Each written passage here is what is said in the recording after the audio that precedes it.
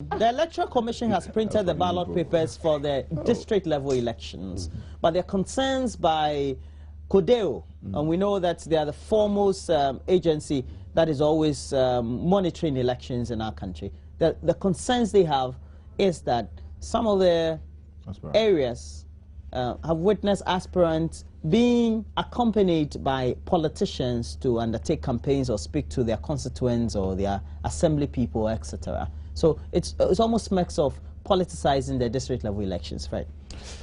Well, on paper we are told these assembly elections are not supposed to be partisan, but anybody who has been in this game has been following closely, and this is the truth. Who goes on the ground? Were you an assembly member? Oh no, I've been in the system for some time now, and I know what is happening. Okay. We have an interest. Political parties have an interest as to who assembly members become. We have an interest. Yes, we do our analysis and our calculations, the eventual elections and all that. It plays into it. So political parties have interest. That's the truth. I've told you because in that's an affront to the Constitution. I agree. There are several things that practically are not feasible in this country.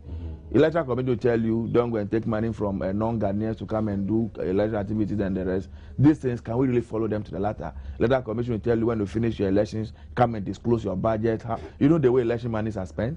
My brother meets me and tells, oh Fred, take this one for the campaign. Immediately give the money to me, I pass it on to the elect person. I don't even put it on the paper. How do you account for it? So these things are beautiful and nice on paper, but when it comes to practically implementing them, it's difficult. How can we implement it practically? I am not too sure. I think that the framers of the law have some very good reasons when they say that we shouldn't politicize this assembly election, because that should be the base of our development, where all persons can easily get involved to do it. But from the way things are going, you know, you have instances where even a DC is appointed, the assemblymen are supposed to vote for him, two-thirds of them are supposed to vote for him to win. Now, if you go to an area where the majority of the assemblymen are people who are not at your side politically, the difficulty some DCs go through, they have to go there 2-3 times, some have to go bribing them. So that's why we've seen some of the president's appointees rejected. Be rejected and all that. So your point practical difficulties are there. Politicize it. For example, you go around town, and I have to take Accra, for example. You go through Newtown, you go through Mamobi, Dansoman, Ashaiman, Tema, etc. You see some of the posters. You see blue, red. Yeah. Then some you see green, even though with no party logo. Smacks of something. Yeah, you can tell. Well, indeed, I agree when my brother says that. Were you an assembly member? No, I've not been. Okay. My elder brother has been. Okay. You see, the truth is that we have polarized virtually everything in this country. That's a fact. But you see, I blame it on the bodies that has been created by the Constitution to deal with this. Question is, what is the civic education outfit doing? That's the NCC. What is it doing? You are constitutionally mandated to educate the people about their political rights and about the kind of rights that they need. Have we done very well in the past? No. You get what I mean? And the example that Fred gave, that yes, when a government is in power, quickly a DC is appointed, he needs the mandate of the assemblyman, or so to speak, and all that. And it depends on the area. Sometimes there's a difficulty, it depends on the area and all that. You get what I mean? That gets political parties to get interested in some of these matters and all that. You get what I mean? Mischief. I just think that the framers of the law ought to have done better. What should they have done? And again, of course, for me, I don't really see why, when there is so much clarity in the fact that, or pointing to the fact that there's some partisanship, being, read in this matter, why can't we make it partisan? I don't get it.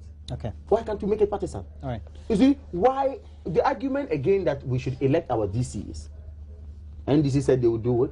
MPP said we will do it. PPP is talking about it. Almost all the political parties say that it will be a good idea. Are we committed to getting the local governance level being handed over to the people to do? I remember 1988, prior to 1988, really, when we had all these reforms and district level, etc., the elections and all.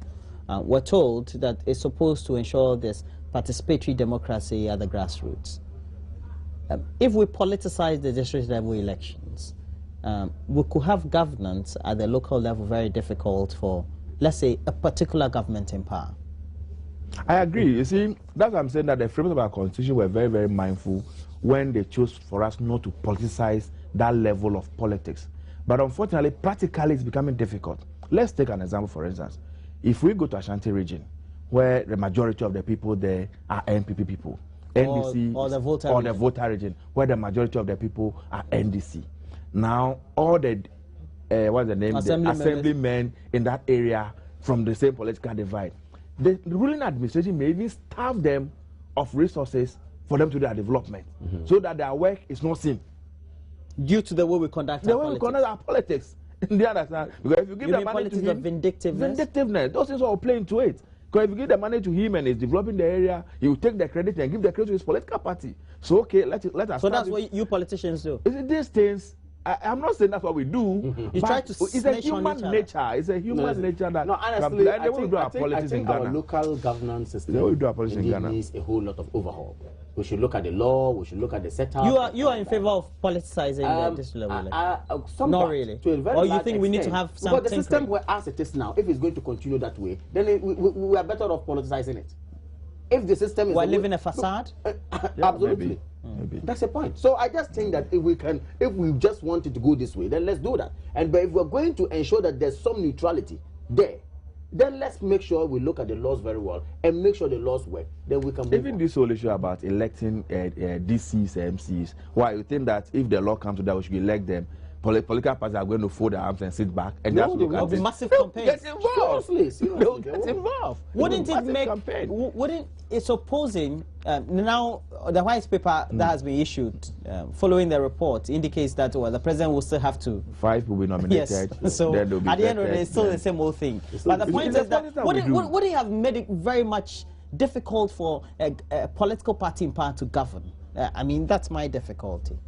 You see, the DC at the district level, the district is the one representing the president. If you elect DCs and MCs, he presides over the security at that level. He's the head of RESEC. He's in charge of the security and all that. Can the president even trust him with his security when he's going to that district? Why? The kind of policy we do in this country. You mean that he would want the president assassinated? I don't know. You see, we are too vindictive. The way we go about politics, it's not just the right thing. Winner takes all. The opponent become your enemy, and that's the way we go about politics. Okay, I have to end. I differ a bit. Okay, anyway.